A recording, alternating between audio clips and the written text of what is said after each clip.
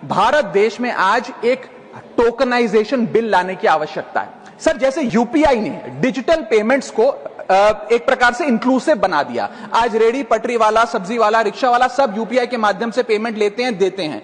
ठीक उसी तरह इन्वेस्टमेंट और एसेट ओनरशिप को हमें इंक्लूसिव बनाने के लिए टोकनाइजेशन का एक कानून इस देश में लाना पड़ेगा। सर, मैं सरल भाषा में समझाता हूं। एक मिडिल क्लास का आदमी आज यदि अपना निवेश करना चाहता है पैसा, तो उसके पास या बैंक का सेविंग्स अकाउंट का खाता है, म्यूचुअल फंड है या फिक्स डिपॉजिट है। उसके अतिरिक्त कोई ऑप्शन नहीं है। कमर्शियल बिल्डिंग बहुत महंगी है, इंफ्रास्ट्रक्चर प्रोजेक्ट उसकी रीच के बाहर हैं, और प्राइवेट एसेट क्लास नीश इन्वेस्टमेंट्स के लिए होते हैं, उनके लिए बने नहीं है। टोकनाइजेशन एक ऐसी फाइनेंशियल रेवोल्यूशन है जो एक बड़े महंगे एसेट को छोटे छोटे डिजिटल टोकन में बांट देगा और ट्रांसपेरेंटली उसकी खरीद बेच ब्लॉकचेन टेक्नोलॉजी के माध्यम से हो सकती है। Sir, asset tokenization is one of the most transformative technological financial innovations of the 21st century. और मैं बताना चाहूंगा सर कि जैसे एक आम आदमी एक कंपनी का शेयर खरीद के उसमें हिस्सेदारी ले सकता है और उसकी अप्रिसिएशन का, मुनाफा का स्वाद ले सकता है, ठीक वैसे ही एसेट टोकनाइजेशन आने से रियल वर्ल्ड एसेट्स जैसे कि real estate projects, infra projects, commodities, IPR, इन सब को छोटे छोटे डिजिटल टोकन्स में बांट दिया जाएगा, जिसे कोई भी खरीद बेच करके इस ट्रेडेबल टोकन का फायदा ले सकता है और इसके मुनाफे में हिस्सेदार बन सकता है। इसका मतलब यह है कि ये बड़े बड़े एसेट्स सिर्फ करोड़पति अरबपति लोगों के लिए नहीं, बल्कि इन बड़े बड़े एसेट्स को देश का आम आदमी खरीद सकता है और उसकी बड़ी रिटर्न्स का स्वाद ले सकता है। मैं उदाहरण देता हूं सर, आज 10 ग्राम सोना भारत में लगभग 1,35,000 रुपए का मिलता है।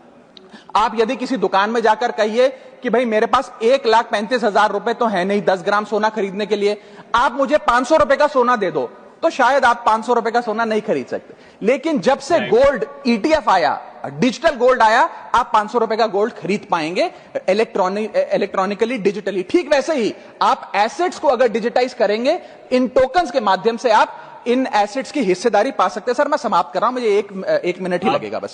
सर, इस टोकन, हाँ मैं समाप्त कर रहा हूं सर, इस टोकनाइजेशन से खास तौर पे मिडिल क्लास को क्या फायदा होगा? सबसे पहले बेटर रिटर्न्स मिलेंगी, रिटायरमेंट सिक्योर होगा, निवेश करने में आसानी होगी, और सबसे बड़ी बात, इंस्टेंट लिक्विडिटी मिलेगी इन ट्रेडिशनली इनलिक्विड एसेट्स। आपको कोई ब्रोकर की फीस, कोई रजिस्ट्री का झंझट, प्रॉपर्टी डीलर का झंझट नहीं, आप खरीद बेच आराम से कर सकते हैं। और इसी के साथ साथ ट्रांजैक्शन कॉस्ट घटेगी, इंटरमीडियरीज की कॉस्ट घटेगी। सर, दुनिया भर में जो मजबूत मैच्योर अर्थव्यवस्थाएं हैं, उन्होंने इस एसेट टोकनाइजेशन के कॉन्सेप्ट को रिकॉग्नाइज किया। यूएसए ने, एसईसी ने अपनी सिक्योरिटीज एक्ट में इस टोकनाइजेशन के कॉन्सेप्ट को शामिल किया। सिंगापुर ने प्रोजेक्ट गार्जियन का नाम से एक प्रोजेक्ट लाकर इसको लीगलाइज किया।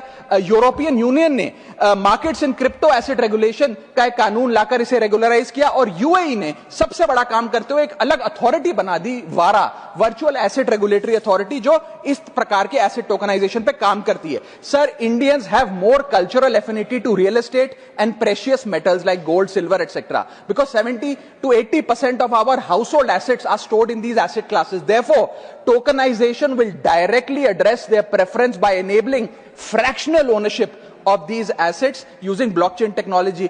अंत में मैं बस इतना कहना चाहूंगा सर कि इंडिया को अपनी एसेट टोकनाइजेशन की एक bespoke लेजिस्लेशन की जरूरत है और एक रेगुलेटरी सैंडबॉक्स की जरूरत है। इसके चलते इन्वेस्टमेंट और ओनरशिप कॉमन मैन के लिए, आम आदमी के लिए सही मायने में इंक्लूसिव बनेगी। और अगर भारत में रेगुलेटरी क्लैरिटी आ जाती है एसेट टोकनाइजेशन कानून के माध्यम से, तो global capital Singapore, UAE, Hong Kong और यूएस जाने की बजाय भारत में आएगी और भारत में निवेश होगा। So there is an urgent need for an asset tokenization bill in this country. Thank you sir.